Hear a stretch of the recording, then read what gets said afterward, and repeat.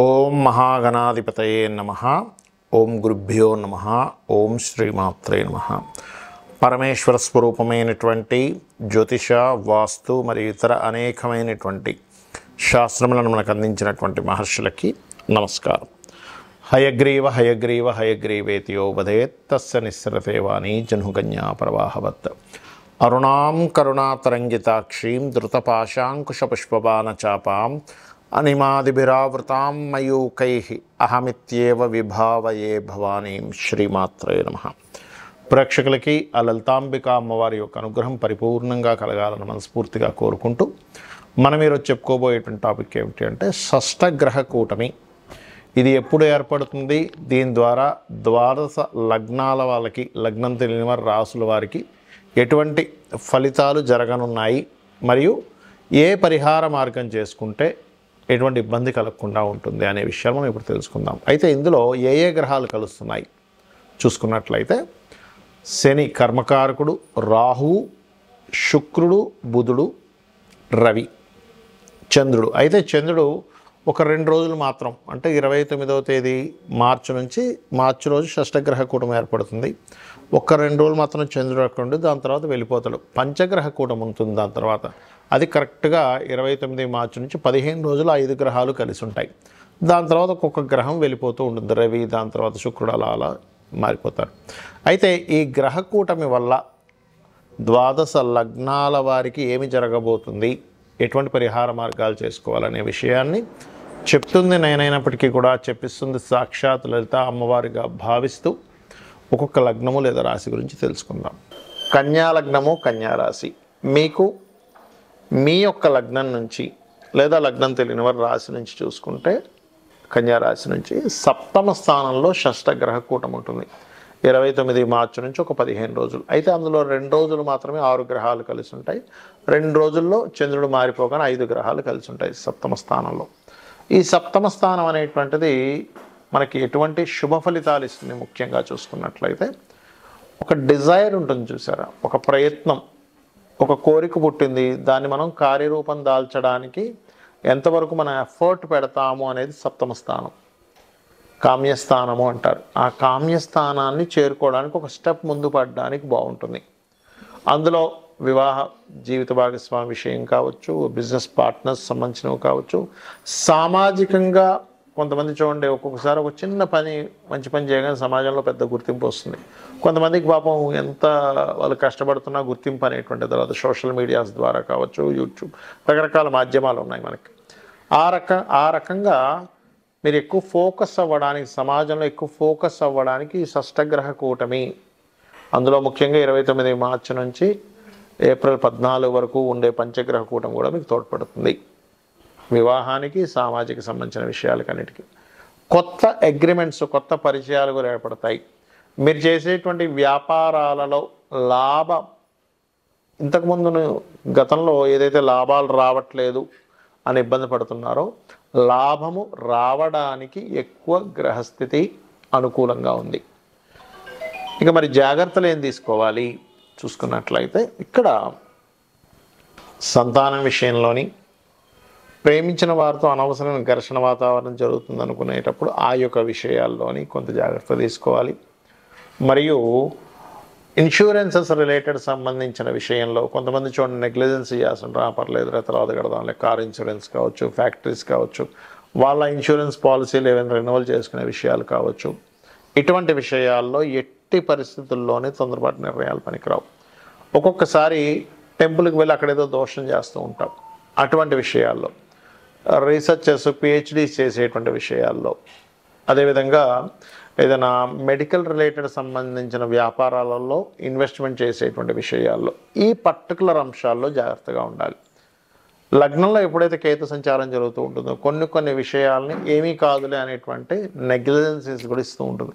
కాబట్టి ఈ యొక్క విషయాల్లో చాలా జాగ్రత్తగా ఉండండి. మీరు చేయవలసినటువంటి దేవతారాధన ఎక్కువగా కాళికా అమ్మవారి యొక్క ఆరాధన చేయడము, మరియు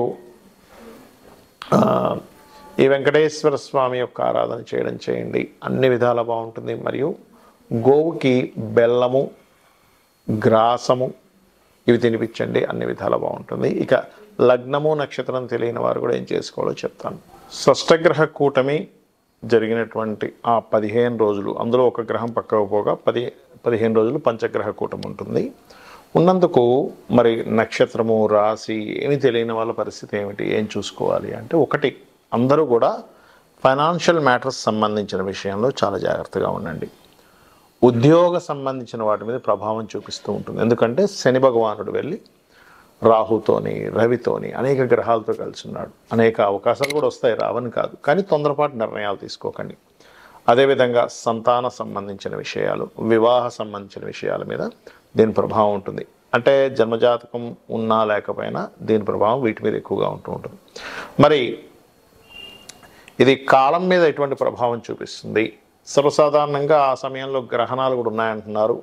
మార్చి 14, మార్చి 29. అయితే మన ఇండియాలో గ్రహణం లేదు కాబట్టి మన ఇండియా మీద పెద్ద ఎఫెక్ట్ ఏమీ ఉండదు. మార్చి 29 తర్వాత మనకి అక్కడి నుంచి మనకి సంవత్సరం కూడా, తెలుగు సంవత్సరం కూడా మారబోతుంది. ఎప్పుడైతే విశ్వవసు నామ సంవత్సరం వస్తుందో క్రోధినామ సంవత్సరం సంబంధించినటువంటి ప్రభావం కూడా తగ్గుతుంది. కాకపోతే విదేశీ సంబంధించిన విషయాల్లో అనేకమైనటువంటి దేశాలకి కొద్దిగా ఆర్థిక మాన్యము అంటూ ఉంటారు. ఈ ఆర్థిక మాన్య ప్రభావం విదేశాల మీద ఎక్కువ పడుతూ ఉంటుంది. మన దేశంలో పడదా అంటే చిన్నపాటి చూపిస్తుంది. కాకపోతే ఇప్పుడు ఉన్నటువంటి గ్రహస్థితిని, రాబోయేటువంటి గ్రహస్థితిని కనుక చూసుకున్నట్లయితే అది జలరాశుల్లో అవుతుంది. కాబట్టి కొంచెం జల ప్రదేశాల్లో ఉండేవారు, విదేశాల్లో ఉండేవారు కొంత జల సంబంధించినటువంటి ప్రభావం ఎక్కువగా ఉంటుంది. అంటే ఆకస్మికంగా జల సంబంధంగా వస్తుంటుంది చూసారు, వర్షాలు పడడం, తుఫాన్లను, సముద్రాలు పొంగడం, ఇట్లాంటి ప్రభావం జలరాశుల్లో షష్టగ్రహ కూటమి జరుగుతున్నందుకు దాని మీద ప్రభావం చూపిస్తుంది. ఇది ముఖ్యంగా గుర్తుపెట్టుకోండి. అయితే ఈ షష్టగ్రహ కూటమి తర్వాత కొంచెము భూమికి సంబంధించినటువంటి విషయాలలో చూసుకున్నట్లయితే కొంత పాజిటివ్ ఫలితాలు కూడా వస్తాయి మనకి. మన ఈ ప్రాంతాల్లో చూసుకున్నట్లయితే అంటే విశ్వవసునామ సంవత్సరం నుంచి ల్యాండ్ రిలేటెడ్ సంబంధించినవి కొంచెం స్లోగా మూమెంట్ వస్తుంది. ఇప్పుడు మనకి చూడండి, హైదరాబాద్లో ఎక్కడ భూములు అక్కడ స్ట్రక్ అయిపోయినట్టుగా ఉన్నాయి అని అనుకుంటున్నాను చూసారు. ఇది ఇంకొక 4-5 ఏళ్ల వరకు పెద్దగా మారే పరిస్థితి లేదు అని చాలామంది వాపోతున్నారు. కాకపోతే ఎప్పుడైతే విశ్వవసునామ సంవత్సరం కనెక్ట్ అయ్యి కేతువు ఎప్పుడైతే మనకి సింహరాశిలోకి ఎంటర్ అవుతాడో అక్కడి నుంచి భూతత్వ రాశుల నుంచి కేతువు సింహరాశిలోకి ఎప్పుడైతే ఎంటర్ అయ్యాడో అదొక మంచి ఫలితం ఇస్తుంది. మరియు దీంతోపాటు రవి సూర్య భగవానుడు మీనరాశిలోనే ఉంటున్నాడు. ఎప్పుడైతే మీనరాశిలో అనేక గ్రహాలతో కలిసి ఉంటున్నాడో ఇది కూడా ఇచ్చే రిజల్ట్ ఏమిటి అంటే లా అండ్ ఆర్డర్ మీద గవర్నమెంట్ తీసుకునేటువంటి నిర్ణయాలు విశ్వవసునామ సంవత్సరంలో, అదేవిధంగా అనేకమైనటువంటి విషయాల్ని అంటే మన లాలో ఉన్నటువంటి అనేకమైన విషయాలు ప్రక్షాళన జరగడం, ఒక నిర్దిష్టమైనటువంటి కొన్ని రూల్స్ ప్రవేశపెట్టడం, గవర్నమెంట్ కొన్ని స్ట్రిక్ట్ రూల్స్ ప్రవేశపెట్టడం కూడా జరుగుతుంది.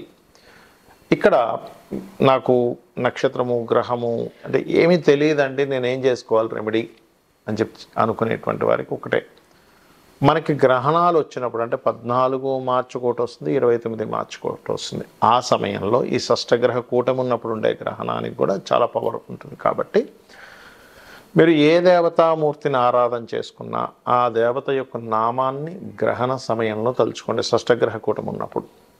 అదేవిధంగా మరొకటి ఏంటంటే లలితా సహస్రనామాలు నిత్యము లలిత చేసుకుంటూ ప్రాణాయామంతో కనుక లలిత అంటే ఓం శ్రీమాత, శ్రీ మహారాజ్ని, శ్రీమత్ సింహాసనేశ్వరి, మళ్ళీ మూసేసి చిదగ్నికుండ సంపుతాల చేసినట్లయితే మీ గ్రహస్థితి ఎలాగున్నా కూడా 100% అమ్మవారి అనుగ్రహంతో మీరు అప్పుల బాధల నుంచి, ఫైనాన్షియల్ క్రైసిస్ నుంచి, ఏ పనులు జరగకుండా ఆగిపోతున్నాయి అనుకోండి, ఆ పనులన్నీ ముందుకు కదలడం ఇవన్నీ కూడా జరుగుతాయి అమ్మవారి అనుగ్రహంతో. శ్రీమాత్రే నమః.